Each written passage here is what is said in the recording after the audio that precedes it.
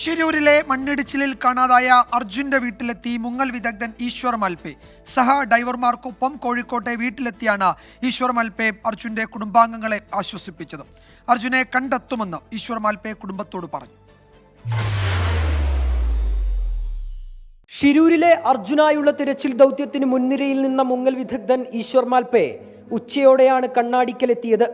അർജുന്റെ കുടുംബവുമായി വികാരനിർഭരമായ കൂടിക്കാഴ്ച.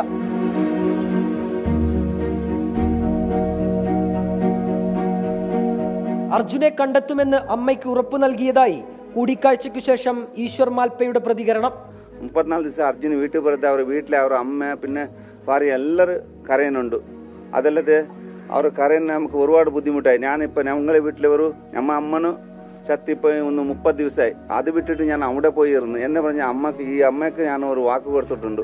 അർജുൻ്റെ എന്തെങ്കിലും പണിട്ട് ഒന്ന് എടുത്തു തരാം, ഇല്ലെങ്കിൽ ഒരു ശരീരനെ കൊണ്ടുവന്ന് ഈ വീട്ടിലെ നിങ്ങൾ ഒപ്പിക്കാൻ ഞങ്ങളൊരു ഒപ്പാക്കി അവർക്ക്.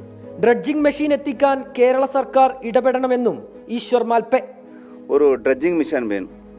ഡ്രഡ്ജിംഗ് മെഷീനാക്കിയ മണ്ണ് തോണിയ മാത്രം എമ്മറിഞ്ഞ് ഞങ്ങളിപ്പോൾ 25 ഫീറ്റ് കീഴെ പോയി നോക്കി. ആ സമയത്ത് അവിടെ ഒരു 5 കയർ ഒരേ മാതിരി നമ്മളിപ്പോൾ കട്ടയിടുവല്ലേ ഇപ്പോൾ തടി പീസിലെ അതേ മാതിരി നിർത്തിയിട്ടുണ്ട് അവിടെ.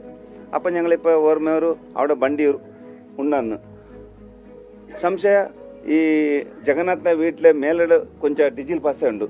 അത് രണ്ട് നമുക്കൊരു സംശയമുണ്ട്. ആ സൈഡ് അതിനെ ഒരു ഡ്രഡ്ജിങ് പണണം അവിടെ. സഹ ഡൈവർമാർക്കൊപ്പമാണ് ഈശ്വർ മാൽപെ കണ്ണാടിക്കലെത്തിയത്. ലോറി ഉടമ മനാഫും ഒപ്പമുണ്ടായിരുന്നു. 24 കോഴിക്കോട്.